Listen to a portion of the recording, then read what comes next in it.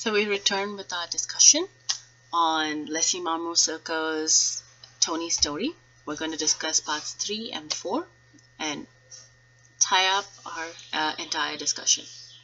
Now, it's in part 3 that Tony finally understands. All right. Now, we've spoken about how there is this fear in him. All right. A very natural fear, because if you're being targeted racially by someone, it makes sense that you would be truly afraid and be worried about what this person's going to do to you. But Tony's reaction to that is that this is a supernatural figure because it doesn't make sense. It might seem like an extreme response, but understand that Tony is clearly a very submissive figure. So he's someone who's never actively drawn attention to himself. He's probably not seen white cops behave in a very clearly violent fashion. So he's probably met white cops who could be a little racist, but never one that's also so violent. All right, so this is his first interaction with someone like this. And the fact that this person's behavior makes no sense because barely talks, wearing dark glasses, doesn't seem human. There's no indication of him having any human features, and targets them without any rhyme or reason. It's an extremely violent response for a very small, offense, and there is no indication where he's coming from, how he's, reacting to all of this. So he just seems to enter into the situation. So actually, from Tony's perspective, it's very understandable why he's so frightened. So part 3 starts off with, the sky was hot and empty, the half-grown tumbleweeds were dried up flat and brown beside the highway, and across the valley heat shimmered above wilted fields of corn. Already read this before. And then it ends with, then I knew why the drought had come that summer. Now, as we discussed, any kind of unnatural behavior in nature could also be a reflection of some supernatural violence, and that is Tony's theory for it. Okay, and he also talks about the cop now, and look at how he describes the cop. I looked back and saw the red light on top of the car whirling around, and I could make out the dark image of a man, but where the face should have been, there were only the silvery lenses of the dark glasses he wore. Now, that need not be frightening, but actually it can be very frightening. A lot of American films also use that as a reference, the idea of the stone-faced cop, dark glasses, and them just sort of gunning towards you violently. So it can be a very distressing image. If you think about even in Terminator, the first one, where Schwarzenegger is actually villainous robot, it's the same thing. He just comes with steady purpose. There's nothing, and speaks in these very cut and dry kind of statements, and it's just sort of relentlessly pursuing you in a way that doesn't make any human sense to you, right? And the idea of an authority figure pursuing you like that, it's very disconcerting. It's deeply disturbing, and no one wants to be on the receiving end of that kind of attention. So, and mind you, it's not just Tony who's afraid, because Leon is also afraid, because much as he knows that there is the law, it doesn't change the fact that this person has already responded very violently towards you. In fact, his injury was so severe that they were like, you're lucky your jaw didn't break. And that just points out to the level of force that this man used on Leon's face, and it's very distressing.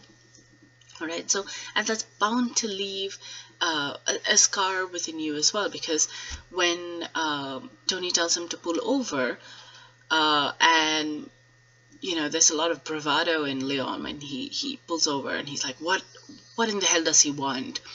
Leon's hands were shaking, so he is frightened, but he just somehow believes that there's a better way to deal with this situation, a much more legal way to deal with the situation.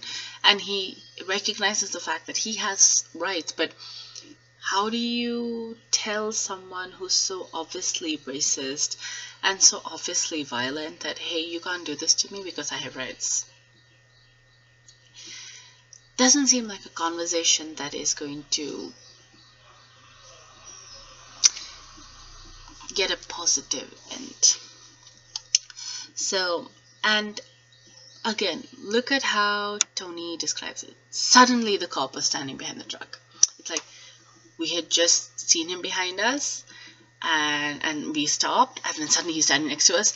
It's frightening. Like, the way he describes it, it's no different from a horror story. In fact, it's the kind of horror that is going to have a far more debilitating impact on a person's psyche than anybody else. Kind of like Get Out, you know. It's actually a narrative of racism, but it's also a horror story, because nothing can be more frightening than people acting on irrational ideas of racist superiority. It's the worst thing ever. So he comes and he's like, get out, both of you, and he's studying the license. He's doing all of these things. It's actually very unnerving. I mean, anyone who's ever been caught by a cop and for something that you can't recognize as a crime that you've done, it can be really frightening, because you're just like, what did I do to get this kind of attention? It's the last thing I want. I do not want anyone noticing me for anything. Right? So it's very understandable where his fear is coming from. But of course, Tony is also now viewing this from a whole different lens, which is why my legs were quivering and I tried to keep my eyes away from him. But it was like the time when I was very little and my parents warned me not to look into the masked dancer's eyes because they would grab me, but my eyes wouldn't stop. It's like, this thing is frightening. You've been told not to look at it and you're just like, So it's a very natural reaction, but he has now come to understand that the cop's eyes is the center of his power. It's an indication of his violent energy. And to be honest, I think this is across cultures. To look into someone's eyes, especially in a situation like this, they would deem it as you being arrogant or you not behaving well, so they could probably respond with even more violence at you. So the submissive response is always to not look in the eye, because to look them in the eye would just be to sort of say like, hey, I'm as good as you, and that's the last thing you want to do in such a situation. So it does make sense even from another lens, but for Tony, it's just like, no, he's some supernatural figure. He's a witch. I can't look him in the eye. And finally, after he's done checking and he laughs, frightening. That's actually frightening. Okay, where are you going? 2 grants. Can we go now? And then look at the cops' statement. I don't like smart guys Indian.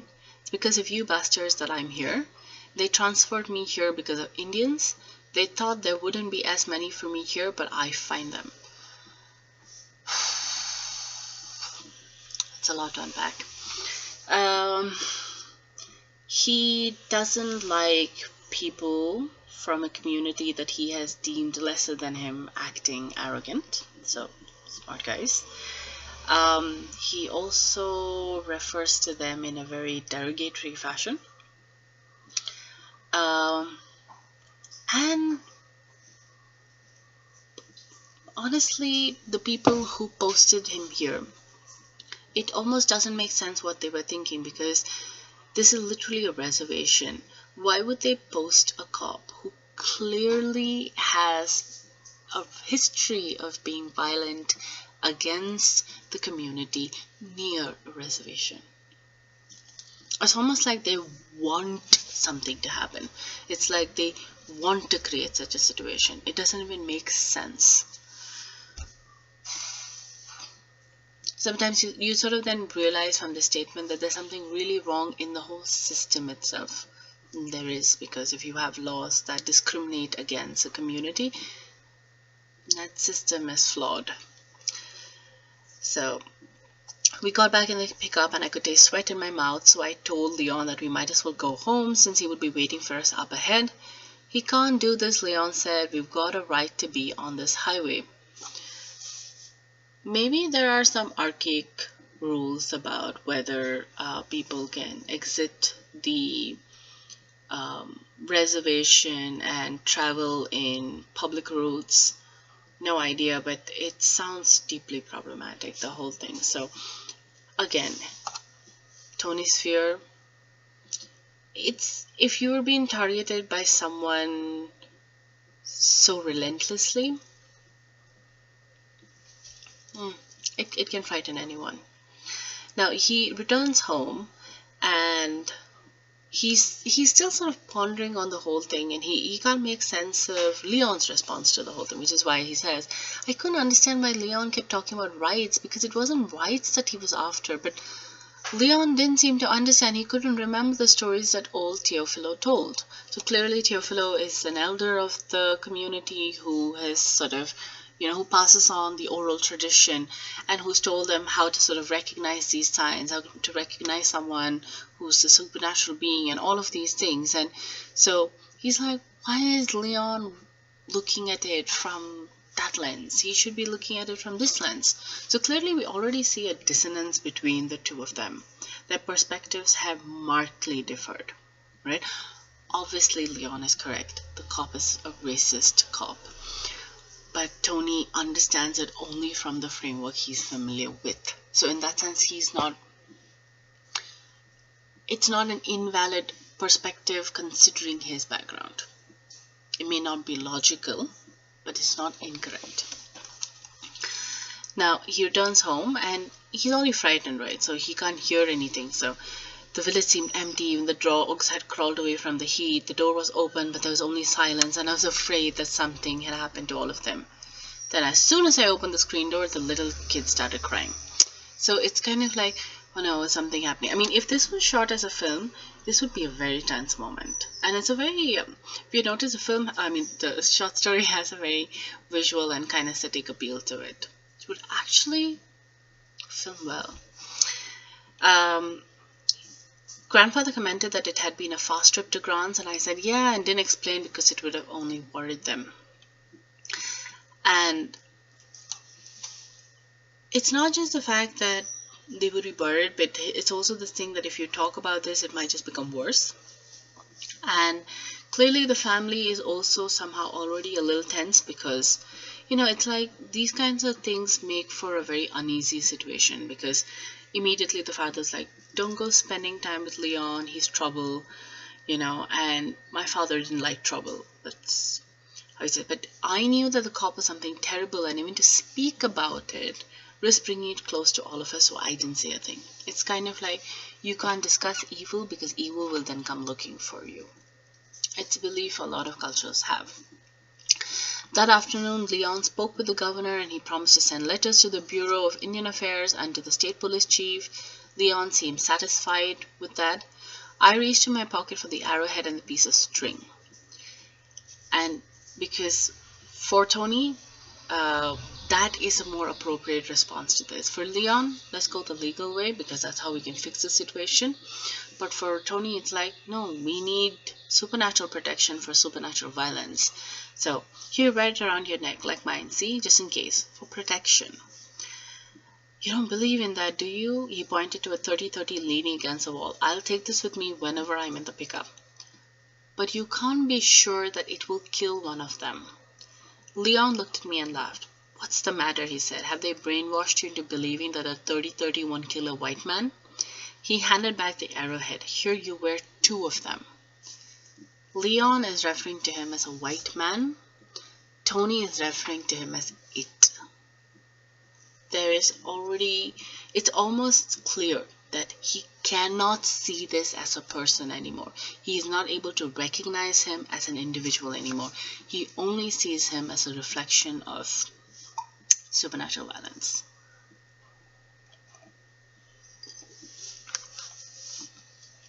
I mean, it's already setting us up for a pretty dark ending.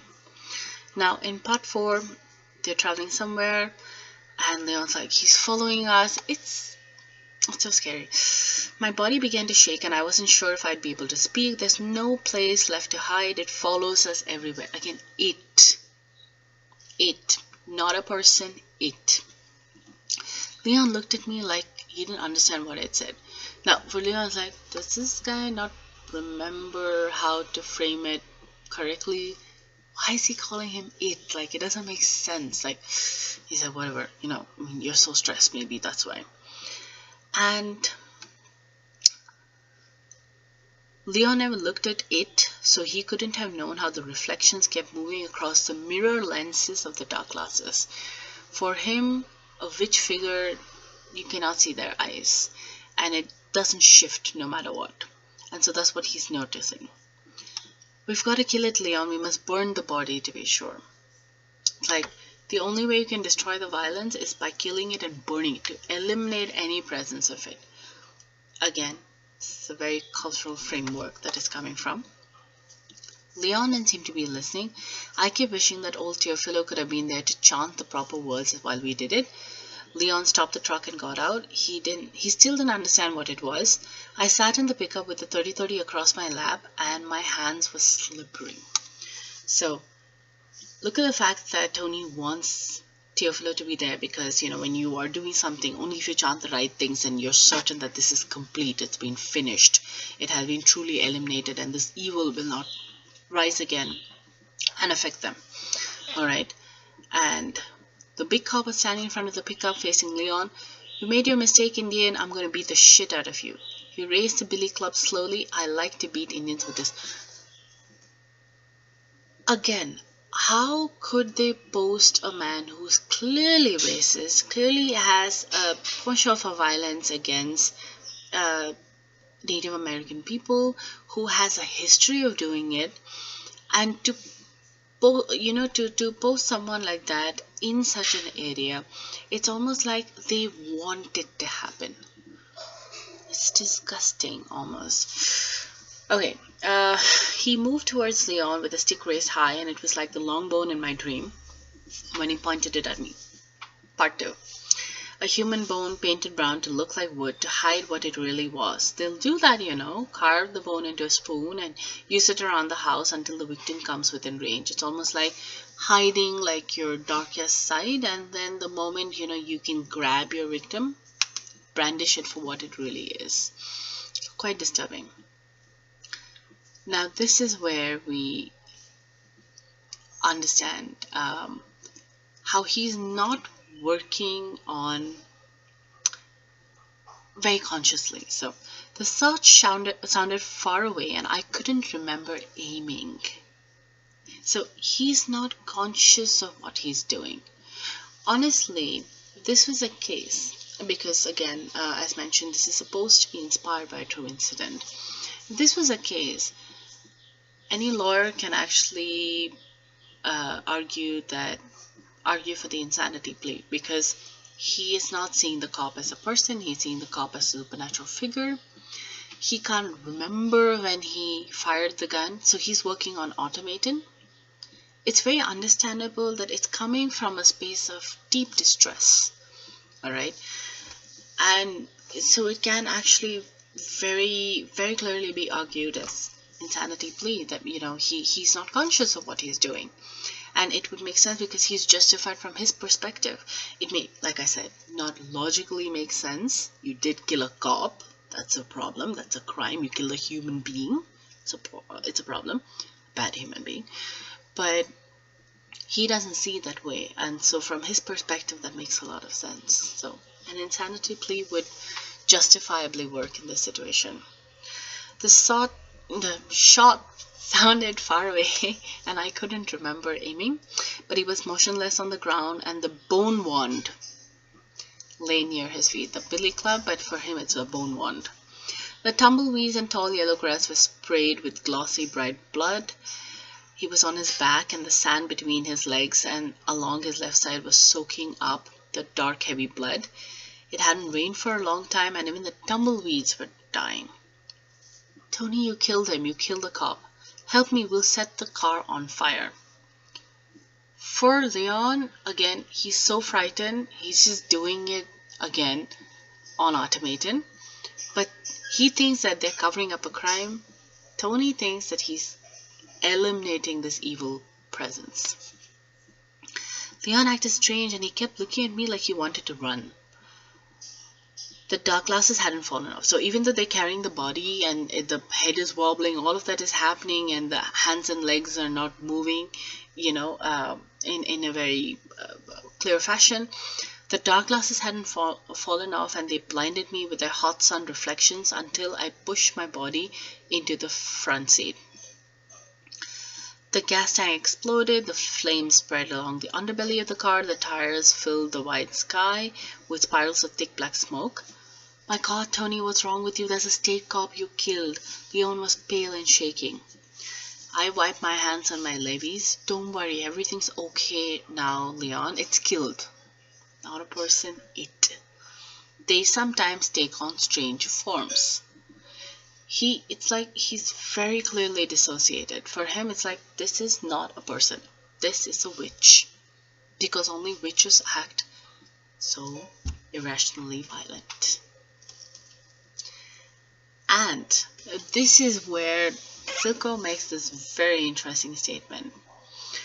Now, what Silko is recording is a natural phenomenon, but from Tony's perspective, it's a justification for what he did, because the closing line of the story is, the tumbleweeds around the car caught fire and little heat waves shimmered up towards the sky.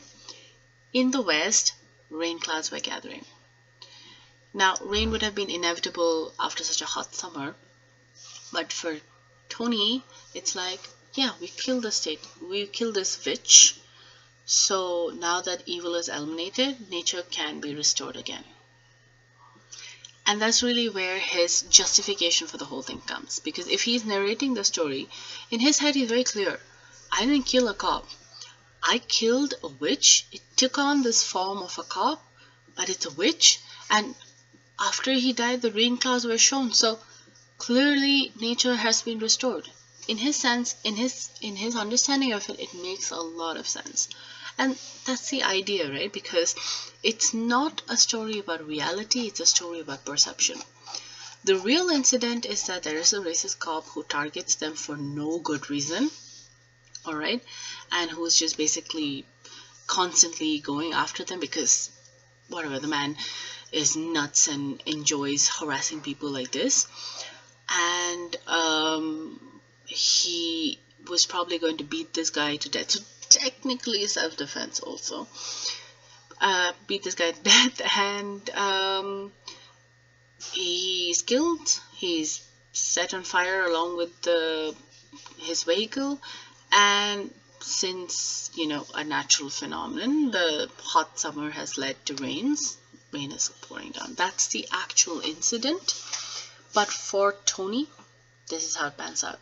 And that's why the story is called Tony's story, because it's Tony's perspective of what happened. You can't say he's lying. You can't say that his perspective is incorrect. It's the only perspective he has been exposed to. So from his understanding of it, this is how it works out. So it's a very complex story because on one hand, Silko has grounded it into a Native American belief system. She has also spoken about what it means to grow up trying to straddle two different worlds. And she shows that by two different people, right? Tony, who's clearly only been raised in the Pueblo, Leon, who's left the Pueblo and has had different experiences, and so cannot fully connect to this. And she's also pointing out the fact that it's like two different belief systems are simultaneously existing, because the reason he's come here, right, the reason Leon's returned, and what they're celebrating is the San Lorenzo's Day. So that's a Christian festival. And then there's also the corn dance. So it's kind of like you've learned to straddle these two different identities simultaneously, and neither of them are in opposition to each other, right? Because In his head, it makes sense. Like, you follow this, you also follow this. You hold on to both identities. Actually, you see that even in Killers of the Flower Moon, because on one hand, she's Catholic and she goes to the church, but she also holds on to her traditional belief systems. She follows it, she practices it, because both identities are part of it. That's your cultural identity. This is a religious identity you have, you know, claimed or been taken into. So both exist for you simultaneously. And so we're really looking at someone who is pushed in a scenario where they have to sort of occupy two very different, distinct spaces at the same time, and what that could probably do to a person, and how does one make sense of an act of racial violence when their frames of reference are very different. So it's a complex story. It is, like I said, at the heart of it, a text about racial violence, but it's understood from a very different lens, from a very different frame of reference. And Silko's ability to blend the two so seamlessly for us to be able to recognize what must have actually happened and also understand Tony's perspective makes for a very interesting read. Right? I hope this was a great experience discussing Leslie Marmon Silko's Tony's story. Thank you.